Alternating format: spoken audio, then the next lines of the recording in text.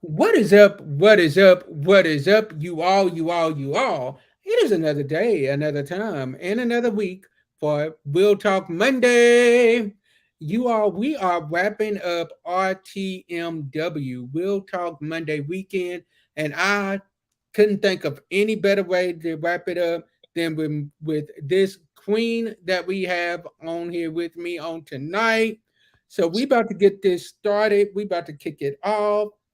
But y'all know how we always kick it off. We have to kick it off with a little bit of the theme song. And then from there, we will get started right with the show. So let's go, let's go, let's go. You all, you all, you all. As the theme song is playing, please like and share, like and share. Let's go. What is up? What is up? What is up? What is up? What is up? What is up? What is up? What is up? What is up? What is up? What is up? What is up? What is up? What is up? What is up? Real talk. Real talk. What is up? What is up? What is up? Real talk. Real talk. Monday.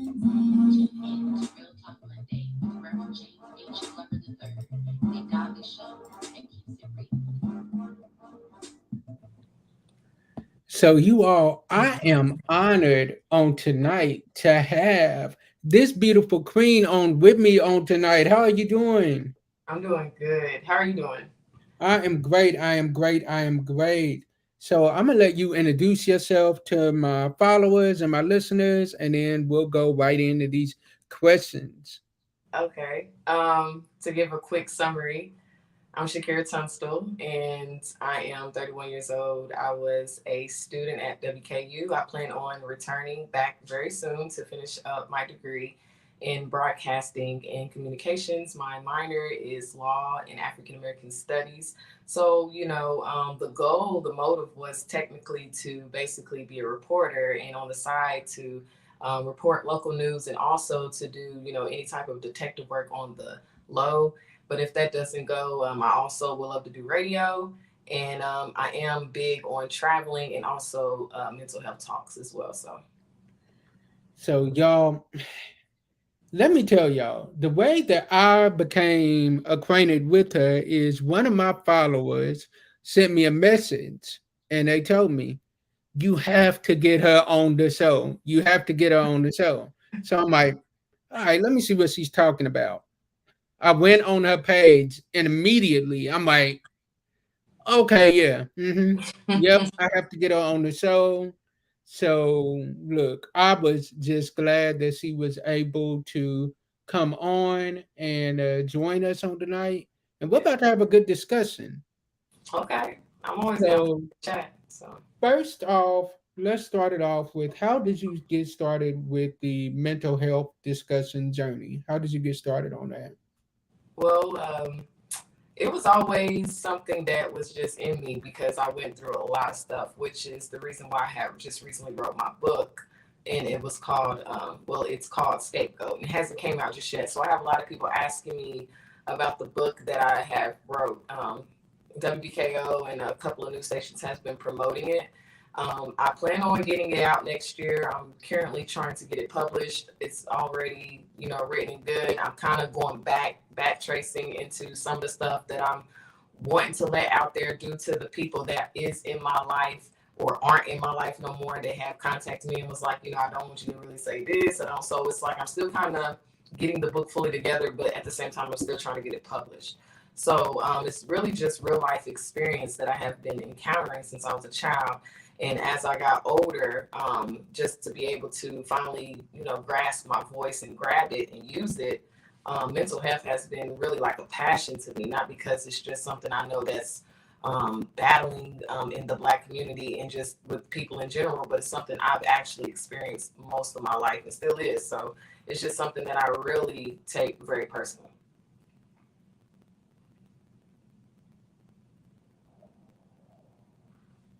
And that's very big. I get that. I get that. That's very big because in the African American community, let's be honest, That's something that's not really talked about a lot. It is something that we look at as taboo when we start talking about mental health. We look at it as, oh no, I don't want anybody to look at me and think something's wrong with me. But in all honesty, it's not that nothing's wrong with you. You just smart enough to go to somebody and have this conversation. Why do you think that in the African American community that is such a stigma that we look at it as a bad thing? Why do you think that? Well, that's funny you asked me that because the next video I was planning on doing was basically talking about the curses and just the generational curses in the Black community and the Black family households.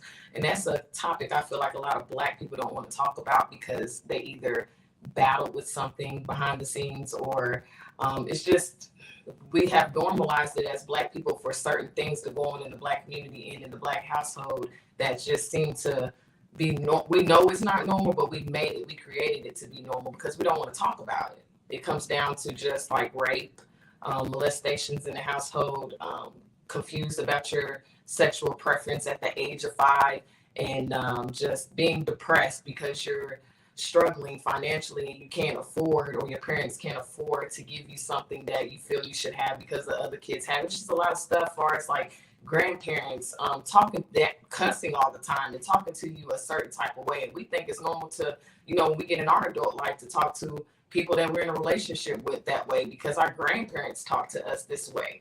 And I can go on and on and on about just things that happen in the Black household that we feel we don't want to talk about. And then we reject therapy because it's like, well, you're in denial that something is wrong or there's a problem.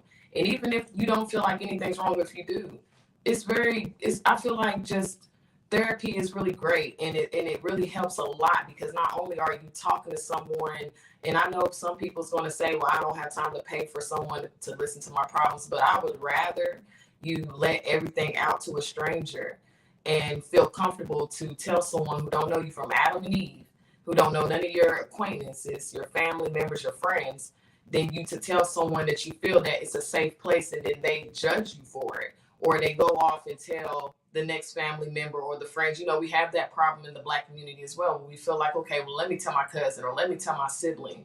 And then they go around and tell the whole family. So now you feel humiliated, like, dang, I can't even, express myself to the family or friends because they're going to run their mouth or they're going to look at me a certain type of way because this is how they put a standard on me or this is how we're supposed to act in the family. So that's why you have a lot of people who suppress their feelings or they just don't even want to, they're in denial of the situation that they're in general. So they just make themselves believe that there's not a problem.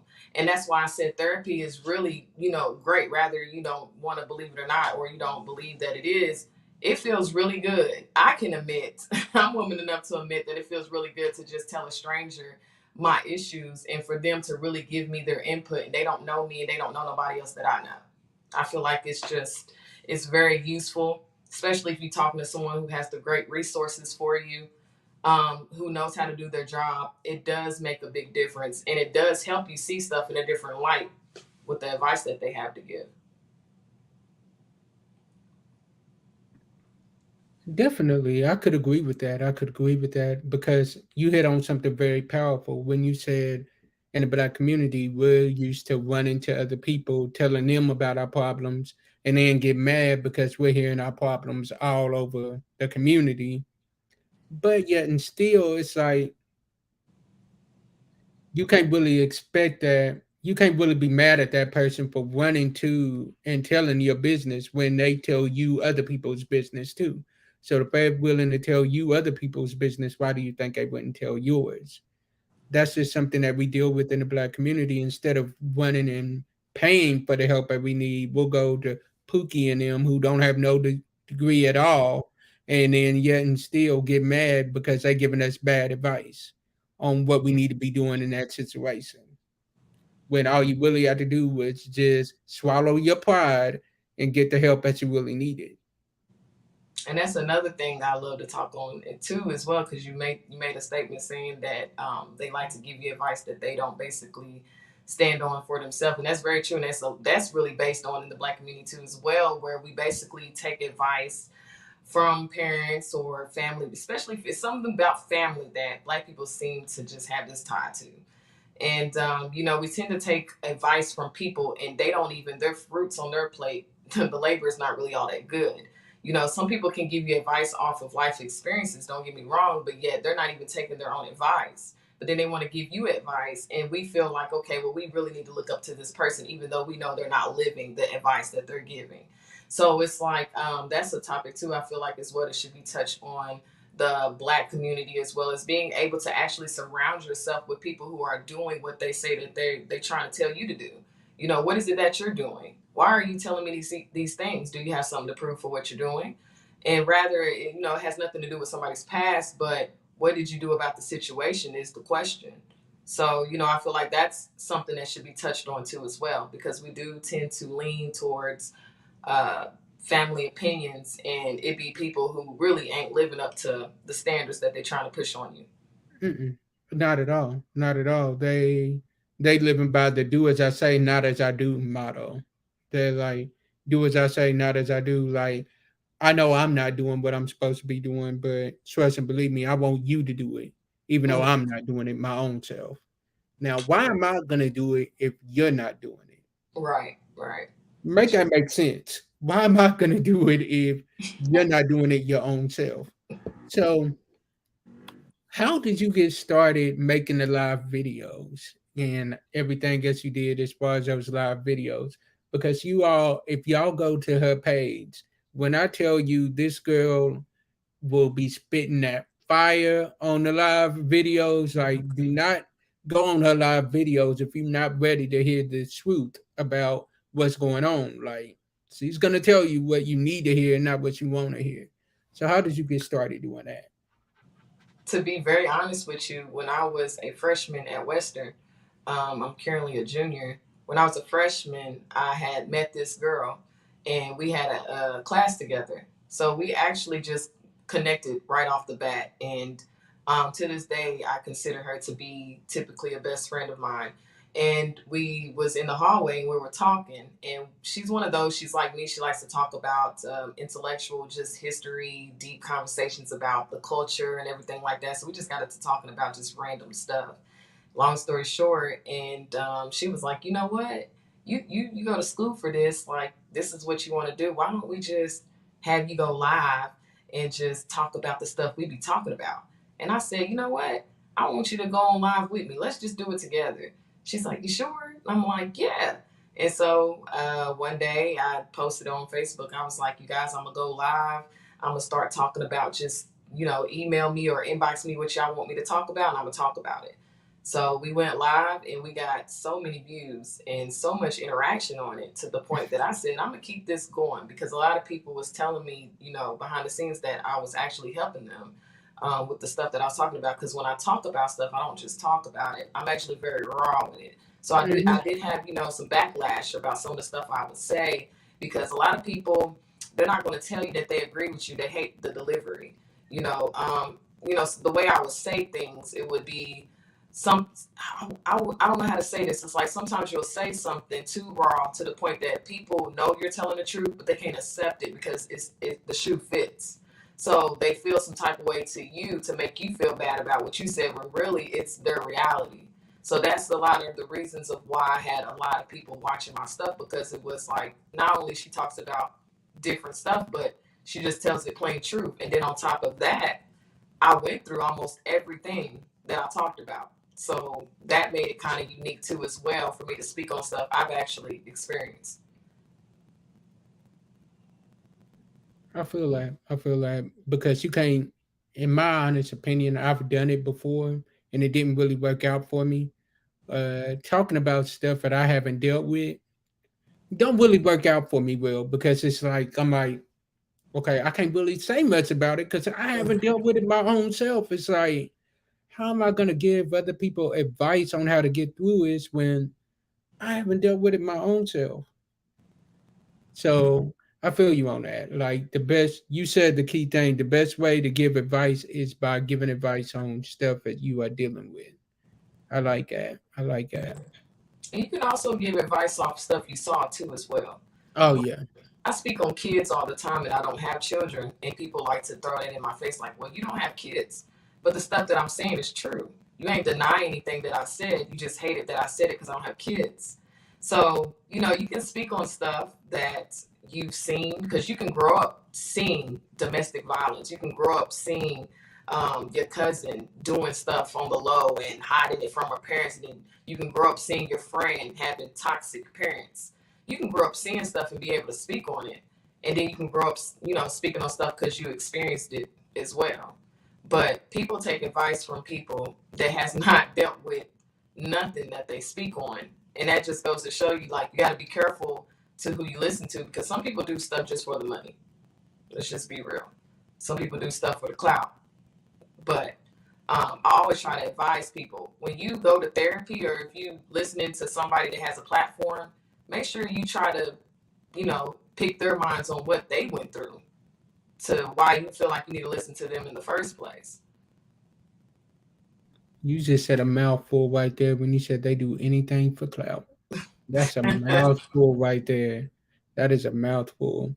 And Yeah. y'all, we are going to be right back, and we're going to continue on this discussion, but we're going to go to a quick commercial break real quick, and we'll be right back. All right.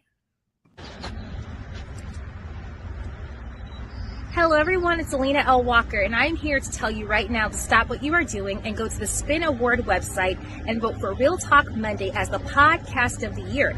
And while you're at it, go ahead and vote for my dear friend and brother James Glover III as podcaster of the year. This podcast is so life-changing, and they have put in so much work to make a positive change. They have discussed so many wonderful topics and have dedicated their podcast and their show to uplifting and furthering others. So go ahead and go to the Spin Award website and vote the Real Talk Monday podcast as podcast of the year. And again, vote for James Glover III as podcaster of the year. I love you all, and I'll see you guys there. Bye. So, you all, once again, the voting for that is going on still right now. Voting ends tonight at midnight. So please vote as many times as you can. The website is right down there below. Vote as many times as you can. We'll Talk Monday is up for a Spin Award for Podcast of the Year. Myself, I'm up for Podcaster of the Year. And also, another show associated with Reverend JHG3 Ministries is up for Podcast of the Year and Podcasters of the Year, which is The Godly View. So, yo, go over there and vote, vote, vote, and let's keep that going, all right? And let's get back into this great discussion. If y'all are just joining in, like, you are missing it. You have missed a lot, because he has already dropped some gems on us already. So my next question to you is, how did you get started writing your book? What was like your motivation behind it?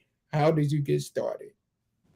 Well, I've always been into writing, and I was like, what better way is to write about the stuff I've been through? Because when I was doing my podcast, really tough, when I was in college, a lot of people was just shocked off of the stories that I was telling them that I've encountered, and just the advice. Because for me to be 31, even though that's young, to some it's old, for me to be my age and to tell them the stuff that I've experienced, people was just like, there's no way you went through all of that and you're only 31. It's just no way.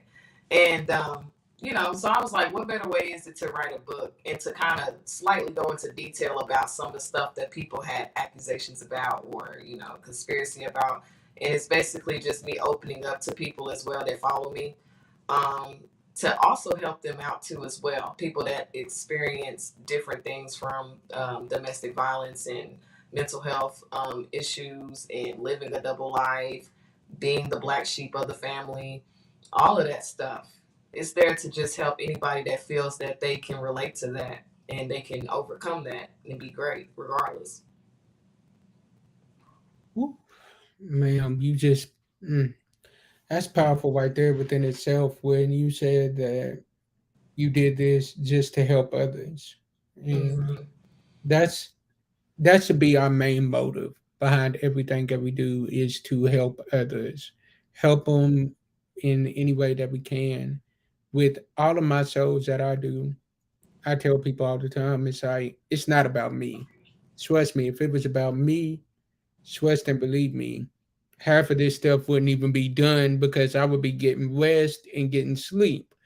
But because people are telling me that they are touched by what is being done on these broadcasts, I'm like, okay, if I'm touching one person, then that's enough reason for me to keep going and Mhm. keep grinding on what I'm doing.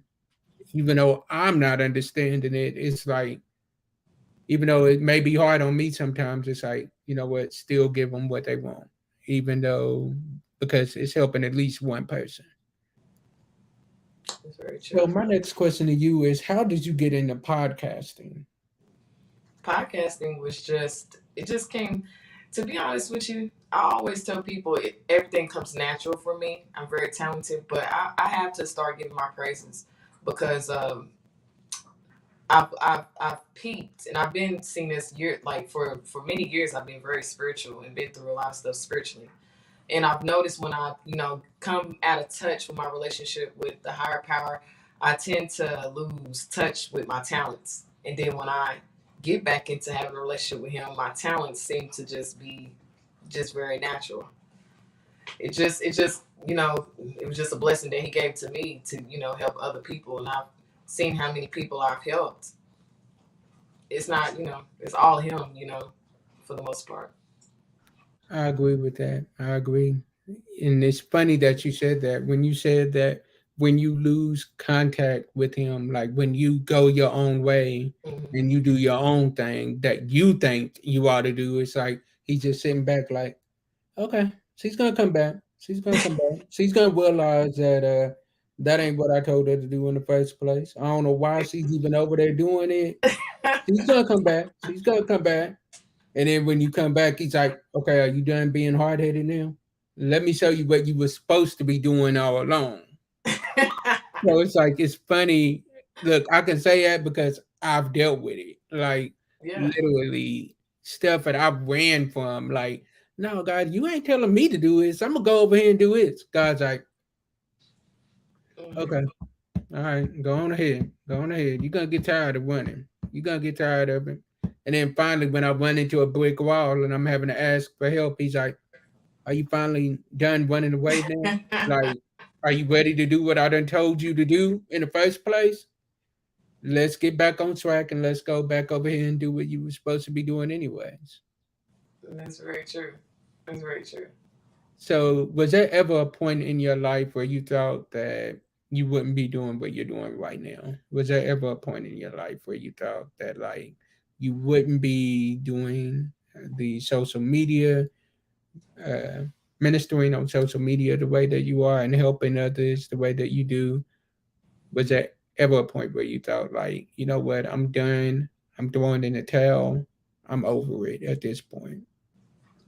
Was it ever the point that I was done, or I didn't think I would be doing this? Both. A point that you was Um, done and a point where you was like, no, I don't never think I'll do this. to start off, I never thought I'd be doing what I'm doing now, especially with reporting, because my life was just 360 back then. I was a whole completely different person than I am today. And that's why I said it just shows you the work that the Lord does, because he can definitely use anybody and turn them around to prove a point. And no, I didn't have no clue that I was going to be the person that I am today. Now I always knew I was talented. I always knew I had potential, but we tend to overlook the things that we know that we could be just because of our environment or the people that's around us or the things that we feel that is already molded into us as kids. That's taught to us, and we, like I said, just generational curses and stuff that, especially in the Black community, we already struggle with. So naturally, everybody has a talent and or talents, and we tend to, overlook them due to so many things that is pulling us back. But the devil's a lie.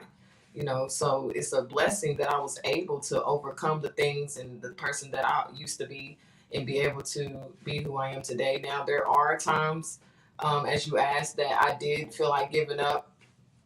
I mean, who don't? When they rather you on a 100% roller coaster, your roller coaster's on an 80%. We have moments every single day where we're second guessing stuff, and that's natural because we're human. And we naturally have that emotion, especially as a woman, where if things don't go our way or if we feel like it's not in the right timing, is this what I need to be doing? Or did I make the right decision?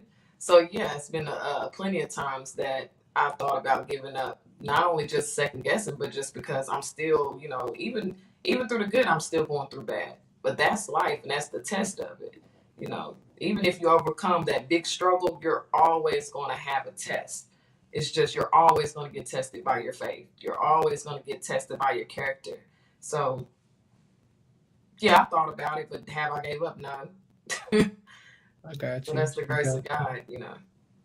I got you. So I know for me, next question I have for you. I know for me, I have people in my corner that even on my hard times, on my hard days, where like I'm ready to like just throw it in, say I'm over it, I'm done with everything.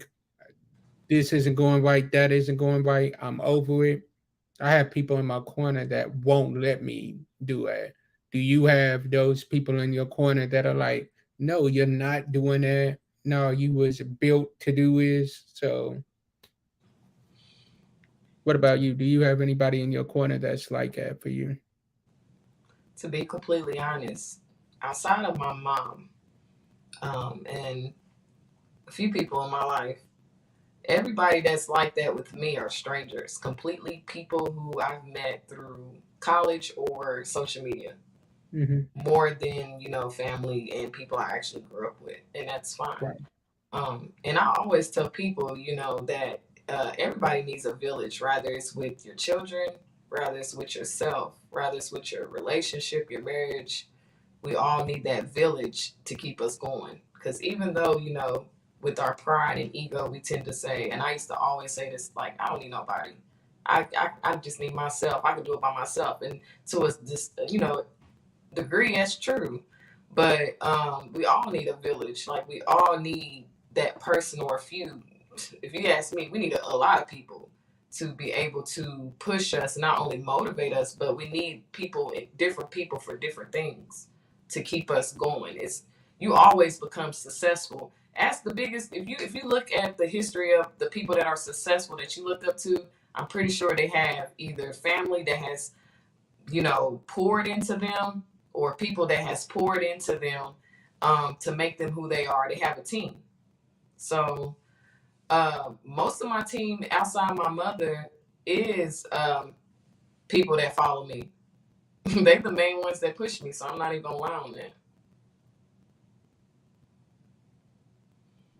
I feel you on that. Because the funny thing on that for me is a lot of it is people that I met on social media for me too. Like, yes, my parents push me. Yes, I have a few cousins that and family members that push me and won't let me give up. But a lot of it is like just people that's in my corner that's like, no, I've watched you work too hard. You spent too many sleepless nights.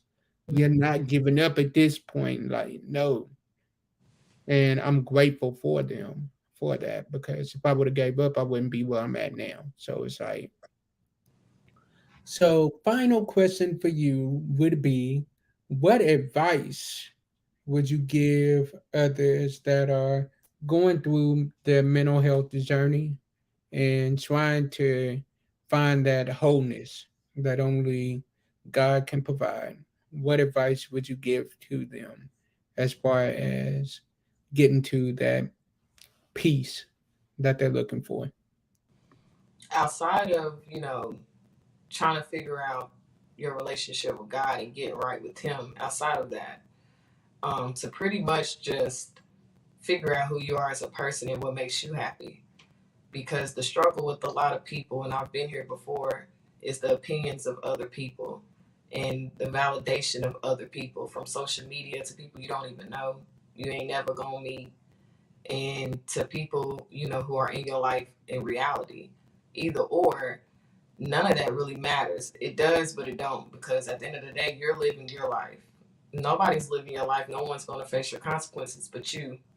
And when it comes down to it, to figure out just who you are as a person, as a man, as a woman, what makes me happy? What do I love to do? What brings me peace? And what do I need in my life? What do I don't need in my life? So when you figure out those things and eliminate the bad and, you know, pulling the good, once you eliminate the bad, the good just automatically comes in for you. You don't even have to do that part. But once you eliminate those people who are not doing nothing for you, they don't pour into you, they don't even value you or acknowledge you. Because we tend to want to get people's validations. People who don't even, what's the use? What is the use? And when we do that, we tend to lose ourselves as a person. We don't even know who we are because we're so soaked in to other people's validation.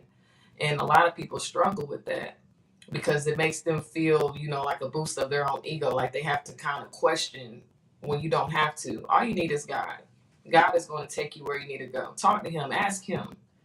Because half the people you do ask, and if they is honest with you or whatever, at the end of the day, they're living their life. So that's just really what I be telling people that all the time. Because people will be in a great place, whether it's financially or they finally got that job, they finally have a baby, or they got married, they found their soulmate, and they got all this validation and everything from their family and friends. And then in the back burner, they go to that one person they feel they can vent to and they tell them, you know, I feel like I'm still missing something. Why is that? When you finally got what you claim that you worked so hard for, why do you still feel so empty? Because you're seeking more validation with people than you is with your creator. So once you find, you know, who you are and then lean towards more of your creator than the world, you wouldn't feel so empty. Now I learned that the hard way. Ooh, you know what? I know I said that was the last question, but you know what? I got another one for you. I mean, after that bar you just dropped, we can't let it go at that. Okay. Look, so my next question to you, and my final question would be, why do you feel like there are times where we seek validation from others? I know in the society we live in a Facebook society, social media society, and we want everybody to like us and we want to be accepted by everybody. Why do you feel like in a lot of times we are trying to please everybody else and lose focus on ourselves? Why do you think we do that? I mean, look at social media. Look at the times we live in. People don't really want to talk about God. And Mm, then you got people who really want to know who God is or really feel like spiritually they have that relationship with God. They already feel isolated.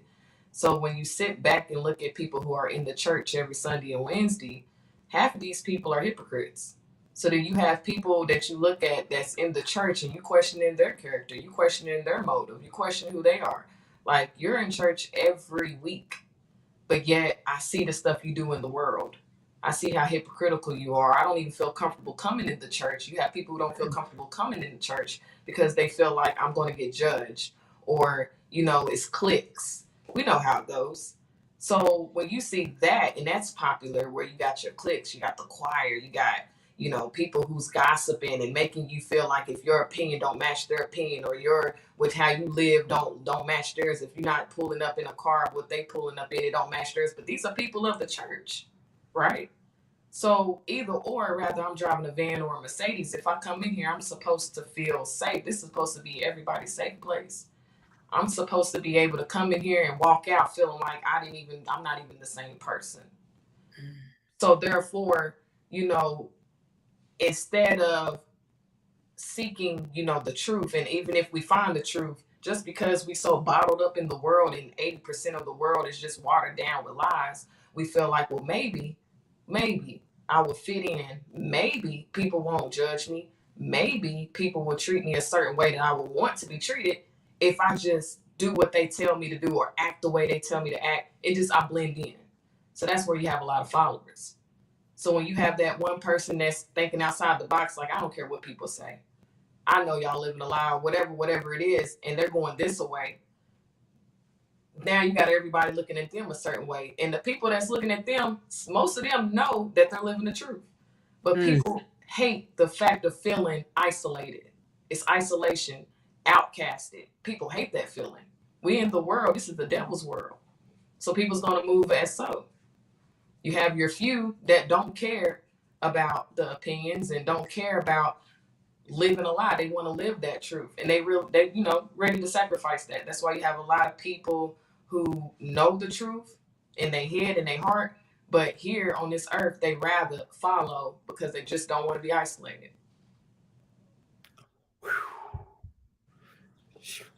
Y'all, she's definitely coming back for a part two because she is just get ready, y'all. She's coming back for a part two. I promise y'all that. I do promise y'all that. So get ready. Tell them where they can find you at on social media, please. Well, believe it or not, because people get on me like, how you don't have all these social medias? I only have Facebook.